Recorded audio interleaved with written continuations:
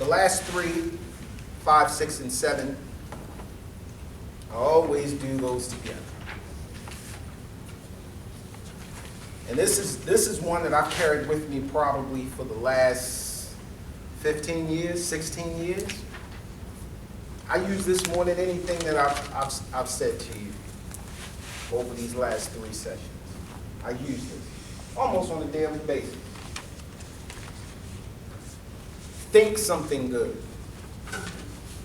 Say something good. Do something good. Shanika, you were a. I had so much fun with you last week. Going through that hypothetical situation, right? So as we stepped through that situation, we had an opportunity to look at all of this good stuff. And what I'm saying is these last 3 elements, think something good, say something good, do something good, is one of the most amazing friends that I've had in this world.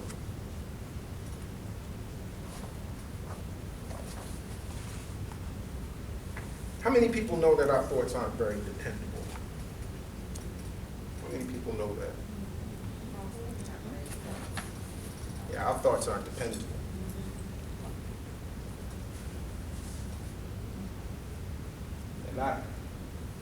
They're very valuable and important, not very dependable.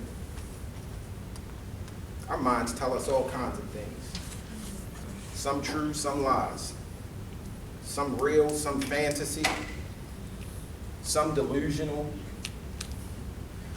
Some things we would be embarrassed ourselves to even share with somebody we thought. I didn't even mean to think that. You ever have a thought that you didn't mean to have?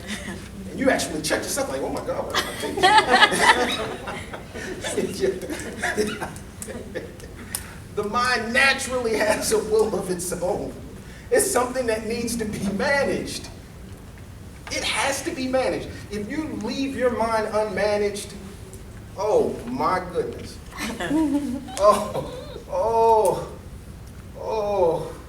Leave that mind unmanaged and watch what happens to you.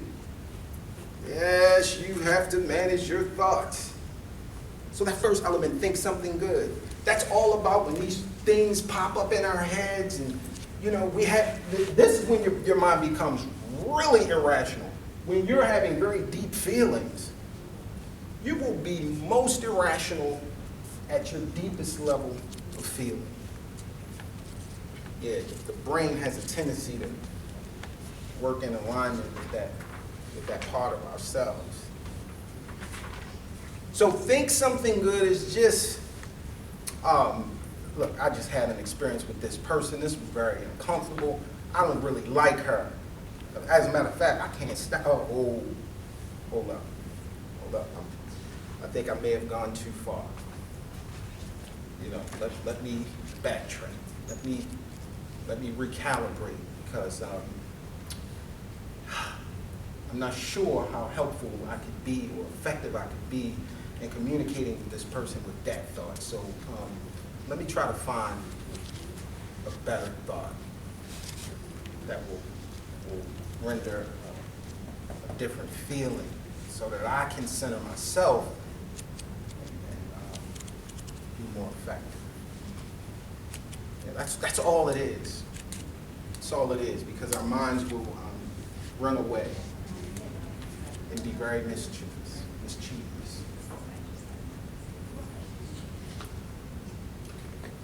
Say something good. Say something good.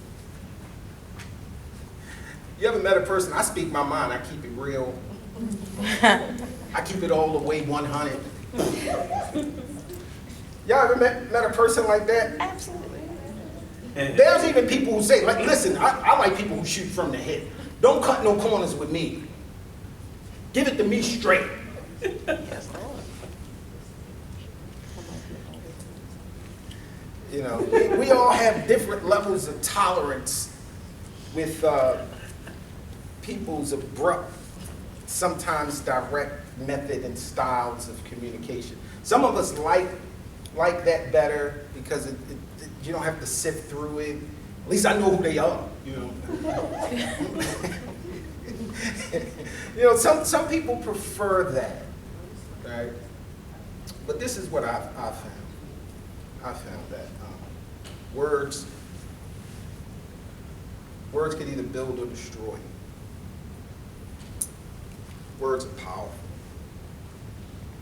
I don't even think many of us understand how powerful our words are. Words can either build or they can destroy.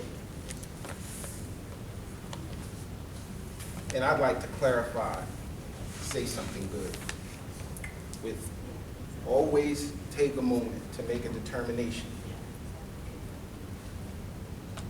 around this.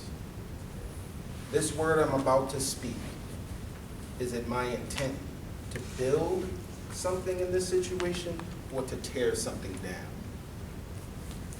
What am I trying to do?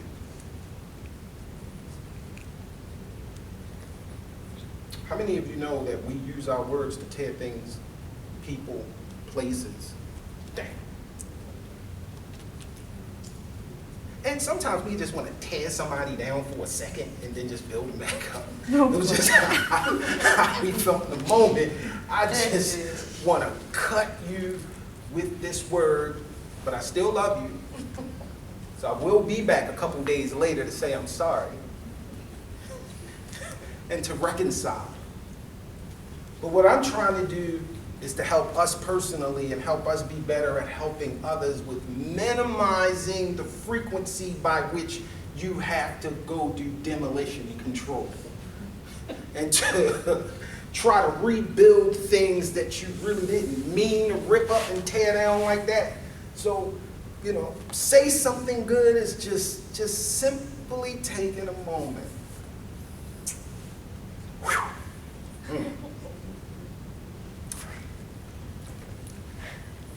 I'm gonna say it like this. I'm gonna say it like this. That's how I'm gonna say it.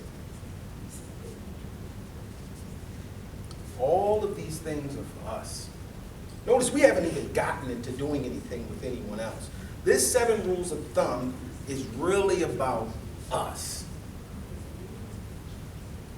Now this is what I found. If you are able to muster up the strength to think something good, it's going to be a lot easier for you to say something good. That's why the think precedes the say. Yes? It just makes me think about, and I'm sure some of you have probably seen it before. I used to have it to help with young people that I work with. Before you speak, think, and it's an acronym. Like, is it true? Is it helpful? Is it inspiring? Necessary? Yeah. So that's what I was thinking about. Very good. Yes, that's exactly. Before you speak, think. Yeah, that's exactly what we're talking about. And what's interesting about this is it's not rocket science, because we will share these principles with our clients in group processes. It's just a lot of times we may find ourselves sharing things that we're not doing. That's the only thing that I'm trying to get us to really be sensitive to. You know, it's hard to give what you don't have. Matter of fact, it's nearly impossible. You know, we really want to teach people how to do this. We have to be willing and able to do it. Last is do something good. Do something good. Use the same measuring tool. What I'm about to do, is this going to build something or someone, or is this going to destroy? Is this my attempt to build, or is this my attempt to destroy?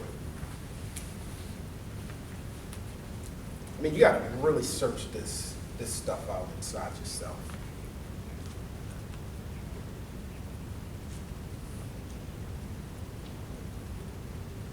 And I would encourage you to use this to, again, life is so complicated. These relationships that we're in are so complicated. It is tough keep track of it all, to understand it. What I'm saying is these are some very simple principles that I found to be helpful and effective.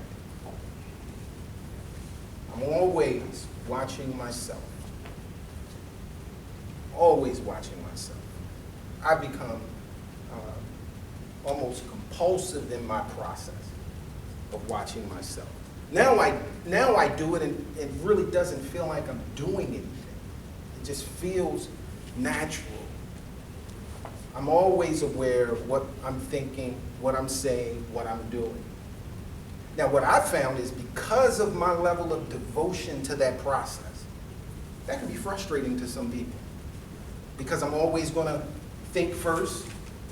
I'm always going to be selective in my words. And for some people, they may get impatient with that. I'm like, man, well, say what you really saying? I mean, we really have to go through all that. I mean, you just said. And people will try to push you places where you don't want to be.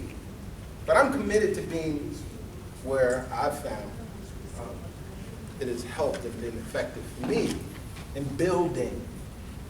I'd rather take a little more time to ensure that I'm placing the block in the right spot than to have someone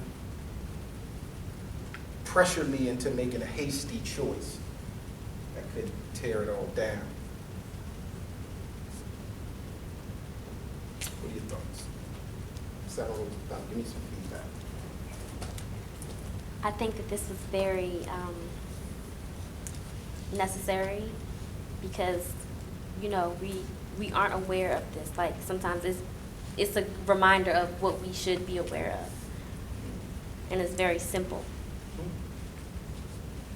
Nice. Some feedback. Yes, sir. It seemed like it would take practice. Yes. It takes practice. Yes. It takes a lot of practice. Ashley? Nice. So I've been thinking the whole time, and I want to share something. Some of you may not know, but I recently decided to embark on a new journey in my life, and I started therapy last week. So I believe that everything happens for a reason, and I feel like along with my first session last week, it was so ironic that the very next day we started learning about the awareness wheel. And one of my homework assignments was to do a self-assessment of myself and to help me become more in tune about who I am and where I am. And then learning about the 7 rules of thumb just now just helped me connect back to what I just learned between last week and yesterday to myself now, and just really helping me work towards becoming a greater me so that I can better serve those that I come in contact with within this profession and every day on a daily basis, and also within the community as an aspiring social worker. So this is just really, it's so beneficial, and I'm just reaping the benefits right now, and I love, I just love it all. I was very nervous, but I'm starting to become a little bit more comfortable about some of the things that I'm kind of learning and just working towards on becoming a better me. So this is really awesome, and I know that learning about the awareness wheel or becoming more familiar with it, because I was aware of this before, and then learning the 7 rules of thumb, and then all the other elements that we are going to learn and continue learning that's just going to lead to more greater things, and I'm just excited about it. Can we do something good and celebrate our sister Ashley?